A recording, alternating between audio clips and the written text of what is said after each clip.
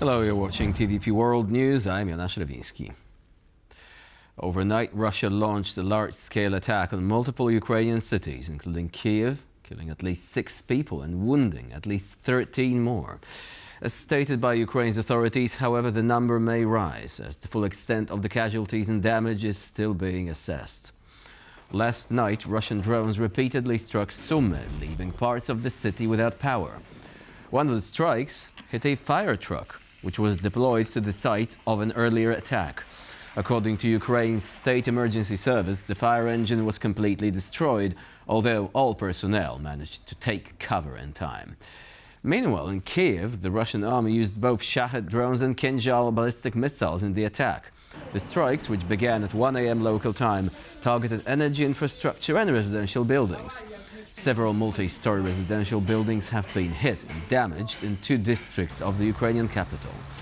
Kyiv and Sumy weren't the only cities hit by Russian missiles and drones, as strikes were also reported in other regions, including Zaporizhia and Kharkiv. According to latest reports, United States representatives are holding secret talks with a Russian delegation in Abu Dhabi, United Arab Emirates. The first meeting took place on Monday, following the weekend's talks with the Ukrainian representatives in Geneva, Switzerland. The U.S. delegation is led by Daniel Driscoll, the U.S. Army Secretary, and the talks are expected to continue on Tuesday. Reports regarding the meeting were relayed to various media outlets by an anonymous U.S. official. No outcomes of the confidential talks have been announced yet, but the session follows Washington and Kyiv agreeing to modify Donald Trump's recent announced peace plan, which Ukraine and many of its Western allies viewed as a Russian wish list. While in Abu Dhabi, Driscoll is reportedly also set to meet Ukrainian officials. According to Ukrainian President Volodymyr Zelenskyy, following the latest peace negotiations in Geneva, Washington's list of steps to end the war has become, and I quote, workable. Speaking on Monday evening, Zelenskyy added that following the talks, the agreement, initially leaked to the press as the so-called 28-point peace plan, has been significantly changed, although there is still a lot of work ahead before the document takes its final form. Today, our delegation returned from Geneva after negotiations with the American side and European partners. And now the list of necessary steps to end the war can become workable. As of now, after Geneva, there are fewer points, no longer 28 points, and a lot of the right things have been taken into account in this framework. There is still much to work on together. It is very difficult to make a final document, and we must do everything with dignity. And we appreciate that most of the world is ready to help us, and the American side is constructive. In fact, all day yesterday there were meetings. It was difficult, extremely detailed work. The meeting in Geneva reportedly left the EU and Ukrainian officials satisfied with the direction of the Ukraine peace talks, with some of Russia's maximalist demands having been slashed. However, some more skeptical officials have warned that the end to the conflict is still only a distant possibility. Our Europe correspondent Alex Kadir brings us more from Brussels. Well, it appears that diplomatic efforts from Ukraine and the European Union and European countries have been able to step these negotiations away from what was seen in Ukraine and Europe as a cliff edge. Those 28-point proposals brought forward by the United States in agreement with Russia were deemed as completely unacceptable from the Ukrainian side and its European partners. Now, with European pressure, it appears Ukraine and the US have put forward a new 19-point plan, which does a couple of things. One, according to Ukrainian officials on the ground, actually scraps a lot of the proposals that were put forward in that plan, which were favorable to Russia, but crucially, the big key contentious points: territorial concessions from the Ukrainian side, limiting the Ukraine military, preventing Ukraine from ever joining the NATO alliance. All of those will be up to the US president and the Ukrainian leader Volodymyr Zelenskyy. So clearly, although progress has been made in Geneva, constructive talks, positive talks, according to officials on the ground, the key issues are still unresolved, and that will be up to the leaders of the US and Ukraine. But crucially, still no engagement on this new plan from Russia, who has said that the European position is completely unconstructive. Therefore, we may be exactly where we were before those Geneva talks. In Brussels, I'm Alex Kadir for TVP World. The only way to end the war in Ukraine is to destroy Russian leader Vladimir Putin's war machine. Garry Kasparov, chairman of the Renewed Democracy Initiative and critic of Vladimir Putin, told TDP World. Kasparov said the Russian leader's military goals are unlikely to end with a ceasefire in Ukraine. Putin's aggression will not end. Europe is preparing for war. You look at European budgets. They're building, just in more and more provisions. So they're trying to strengthen their defense lines in the Baltic countries, in Finland. Poland is ready to mobilize if necessary. So look, everyone knows that Putin's plans are not limited by Ukraine. So how Ukraine can simply accept these terms that would mean Putin's direct control of Ukraine and Ukrainian politics. So I believe that Europe will basically force Trump administration to come up with the reasonable plan. But this reasonable plan will not be, most likely, will not be accepted by Russians. I hope it will be. But again, Putin's intentions have not changed. And again, you simply have to listen to Russian propaganda and to Russian official statements to recognize that the only way to end the war is to destroy Putin's war machine. And that's why every conversation, every talk about ending sanctions or even sanctions relief is just fueling Putin's war machine. In reaction to the peace proposal that's being negotiated between the US, Ukraine and Russia, some Ukrainians expressed their skepticism and even dismay. As they face the winter cold and darkness amid emergency power cuts, residents of the city of Zaporizhia say they want peace, but without any territorial concessions to Moscow. I'm very concerned about this. On the one hand, I want peace. On the other hand, if the terms are not very favorable, I am not sure that the war will end. It will happen again in a couple of years anyway. We will find ourselves in the same situation again. I haven't read all 28 points of the peace plan, but I've heard about it. And my opinion is that we cannot give up our territory, because if we give up that part now, then Poland, Hungary, and so on will follow. We cannot give up any territory. What did our soldiers give their lives for? Yes, I want peace, but real peace. I want the US and Europe to put so much pressure on Russia that it stops the war and our soldiers can come home, but without any territorial concessions, because these concessions will lead to what happened with the German Reich, which took and took and took territory. And then World War II happened anyway. We are heading for World War III if we make territorial concessions to these monsters.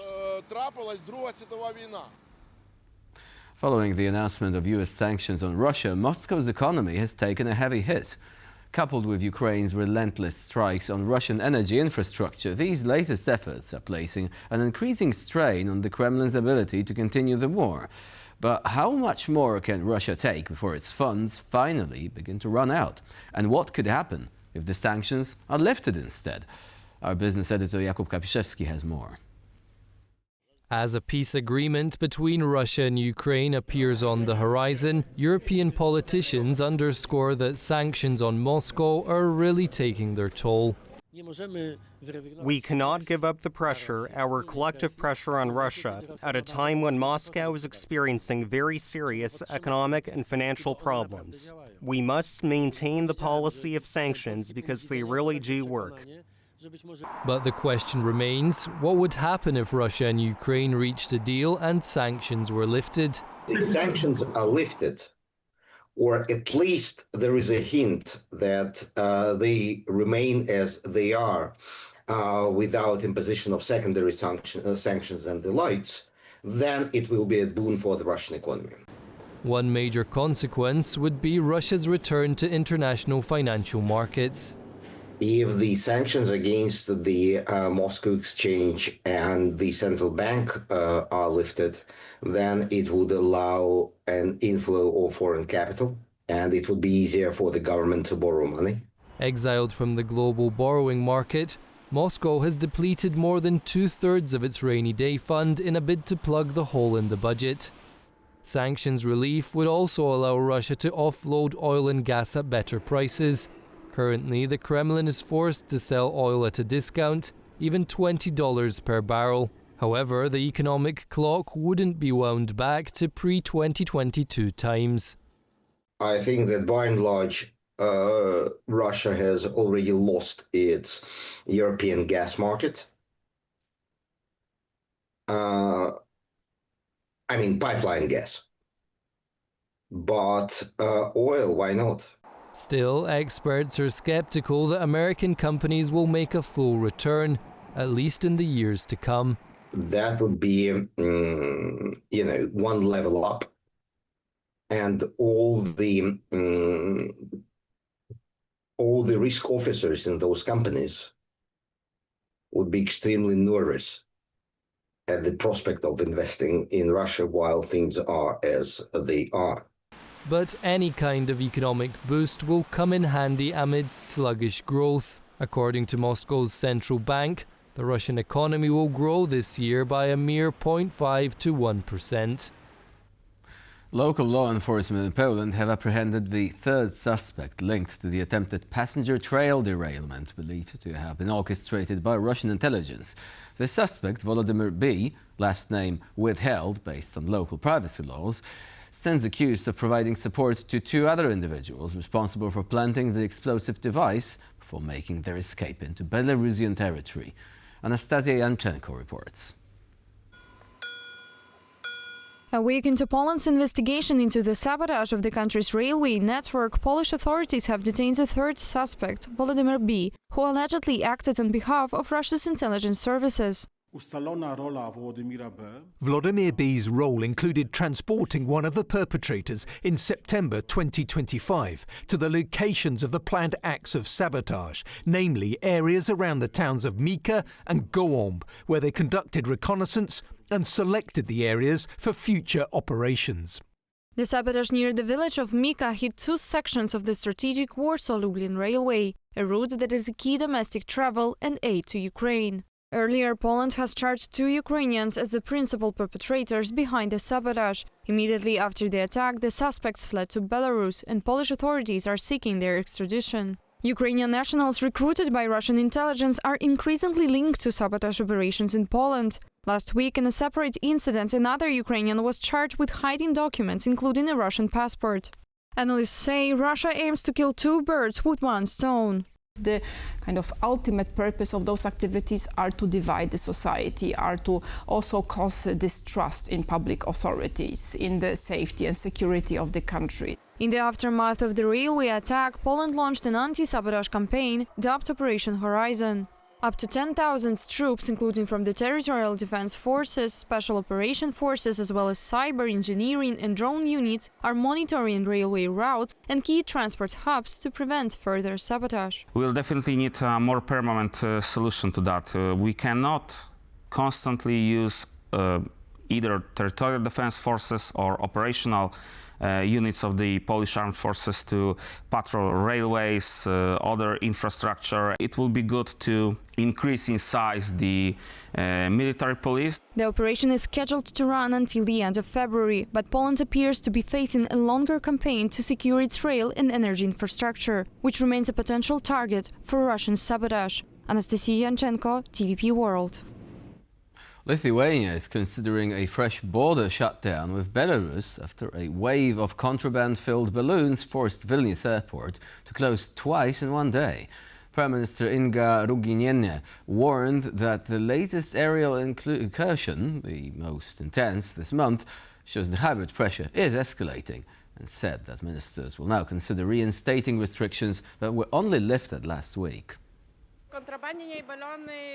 The contraband balloons are flying and will probably continue to.